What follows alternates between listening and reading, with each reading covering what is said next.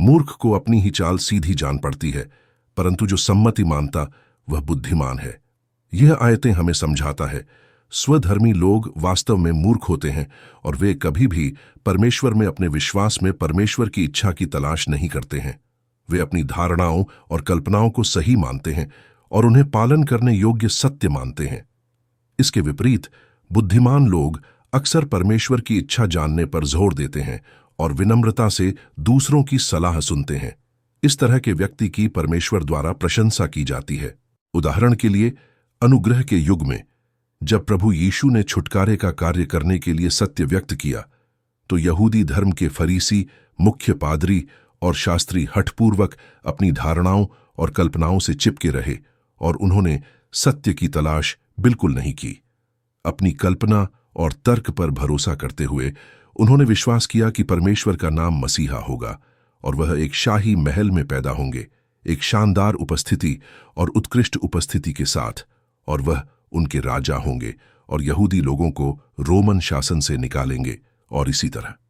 हालांकि जब प्रभु यीशु के वचन और कार्य उनकी कल्पनाओं के अनुरूप नहीं थे, तो उन्होंने प्रभु के कार्य का विरोध और निंदा करने की पूरी कोशिश की और यहां तक कि यहूदी विश्वासियों को प्रभु यीशु का अनुसरण करने से रोकने के लिए अफवाहें भी गढ़ीं। उन्होंने सोचा कि वे सच्चे मार्ग की रक्षा कर रहे हैं और झुंड की रक्षा कर रहे हैं, और उन्होंने जो किया वह परमेश्वर द्वारा स्वीकृत होगा। उन्होंने कभी नहीं सोचा था कि यह परमेश्वर का कार्य था जिसका वे विरोध कर रहे थे।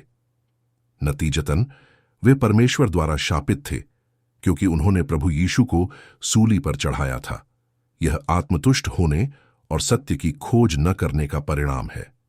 इसके विपरीत प्रभु यीशु के शिष्यों जैसे कि पतरस, याकूब और यूहन्ना ने अपने स्वयं के विचारों का पालन करने के बजाय विनम्रता के साथ प्रभु के वचनों को खोजा और अपने हृदय से प्रभु के वचनों को सुना।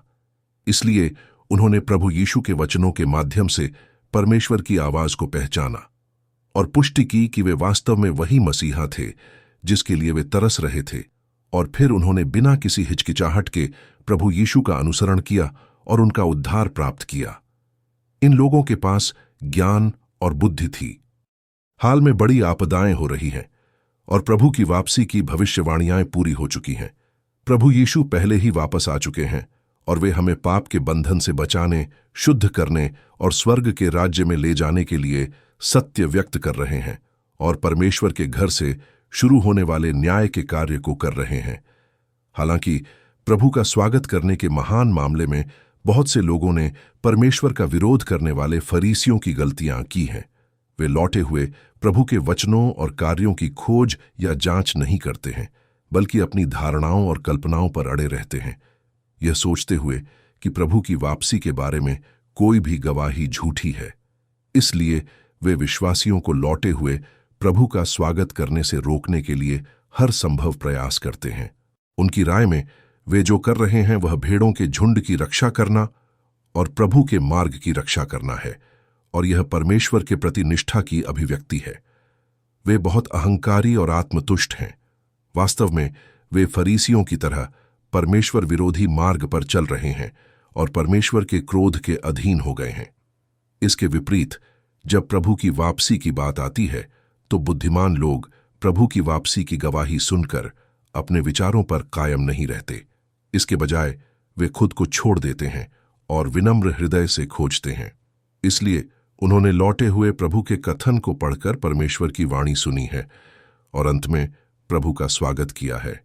इन लोगों में बुद्धि होती है।